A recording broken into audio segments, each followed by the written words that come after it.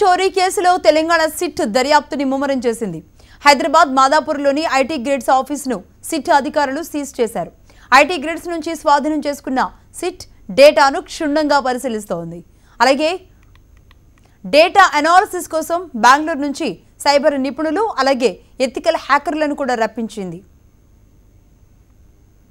SIT ప్రత్యేక బృందం ఏర్పాటు చేసిన తర్వాత అధికారులు దూకుడును పెంచారు. ఈరోజు మాదాపూర్ అయ్యప్ప సొసైటీలో ఉన్నటువంటి ఐటీ గ్రిడ్ కార్యాలయంపై సోదాలు నిర్వహించిన తర్వాత కార్యాలయంలో మిగిలి ఉన్నటువంటి పూర్తి ఎలక్ట్రానిక్ వస్తువులను కూడా స్వాధీనపరుచుకొని ఇంతకుముందే అధికారులు కార్యాలయాన్ని సీజ్ చేయడం జరిగింది.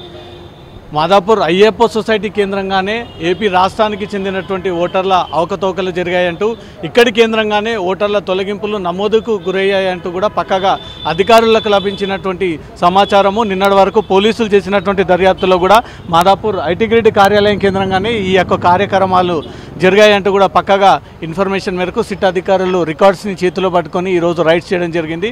కార్యాలయంలో ఉన్నటువంటి ప్రతి వస్తువుని కూడా వారి ఆధీనంలోకి తీసుకొని సీజ్ చేసి ఇంతకుముందు కూడా కార్యాలయానికి పూర్తిగా లాకేసి కూడా ఎక్కడి నుంచి వెళ్ళిపోయారు. ప్రస్తుతం పోలీసులు కూడా ఇంకా ఈ కార్యాలయం లోపలికి ఎవరు వెళ్లకుండా కార్యాలయంలోన ఉన్నటువంటి సాక్ష్యాలు బయటికి వెళ్లకుండా కార్యాలయంలో ఉన్నటువంటి సాక్ష్యాలు తారుమారు కాకుండా మాత్రం ఇక్కడ గట్టి బందోబస్తును కూడా ఏర్పాటు చేయడం జరిగింది. సిట్టు బృందమే కాకుండా నిన్న మొన్నటి వరకు ఇటు మాదాపూర్ పోలీసులు ఎస్ఆర్ నగర్ పోలీసులు చేపట్టినటువంటి దర్యాప్తులో కూడా కొన్ని కీలక అంశాలు కూడా బయటపడ్డాయి. ఎందుకంటే ఈ ప్రతి ఎక్విప్మెంట్ను కూడా ఆఫీస్లో ఉన్నటువంటి ఎలక్ట్రానిక్ ప్రతి ఎక్విప్మెంట్ కూడా పాస్వర్డ్తో కూడినటువంటి ఒక లాక్ ఏర్పాటు చేయడం జరిగింది.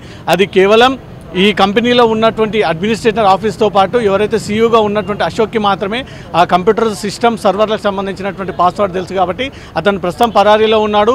ఈ కంపెనీకి చెందినటువంటి అడ్మిన్ కూడా ప్రస్తుతం అందుబాటులో లేడు కాబట్టి ఇంతవరకు తెలంగాణ రాష్ట్రంతో పాటు ఏపీ రాష్ట్రానికి చెందినటువంటి డేటా తీసుకొని వీరు ఎలాంటి పనులకు ఉపయోగించారనేది కూడా పక్కాగా పోలీసులు ఇంత మేరకు ఓట్లు ఇక్కడి నుంచి తొలగించారంటూ కూడా ఒక ఫిగర్ చెప్పలేకపోతున్నారు. ఎందుకంటే ఈ సర్వర్లు డేటా అనేది పూర్తిగా టెక్నికల్ పరంగా ఉంది కాబట్టి పోలీసులు వాటిని ఓపెన్ చేయకుండా ఎథికల్ హ్యాకర్స్ ప్రొఫెషనల్ ఎథికల్ హ్యాకర్స్తో పాటు సైబరాబాద్ సిసిఎస్ సైబర్ క్రైమ్ పోలీసులతో పాటు కొంతమంది ఐటీ నిపుణుల పర్యవేక్షణలో ఈ యొక్క పాస్వర్డ్ని తొలగించేటువంటి ప్రయత్నాలు జరుపుతున్నారు. ఒకవేళ ఆ పాస్వర్డ్ని పూర్తిగా తొలగించి దాంట్లో ఉన్నటువంటి డేటా అధికారులకు చేరితే మాత్రం ఖచ్చితంగా ఏపీ రాష్ట్రానికి చెందినటువంటి ఓట్లు ఎప్పటి వరకు ఎన్ని ఇక్కడి నుంచి తొలగించారు, తెలంగాణ రాష్ట్రానికి చెందినటువంటి డేటా సేకరించిన తర్వాత వీరు ఎలాంటి పనులకు ఈ డేటాను ఉపయోగించారనేది కూడా స్పష్టంగా బయటికి వచ్చేటువంటి అవకాశాలు ఉన్నాయి. ఇప్పటికైతే సిట్ రెండో రోజు కూడా దర్యాప్తు వేగవంతం చేసి ఈ కేసులో ఉన్నటువంటి వారందరికీ కూడా ఇప్పటికే నోటీసులు జారీ చేసి అందరినీ కూడా అరెస్ట్ చేస్తామంటూ కూడా ఇప్పటికే వారు హెచ్చరికలు కూడా జారీ చేయడం జరిగింది.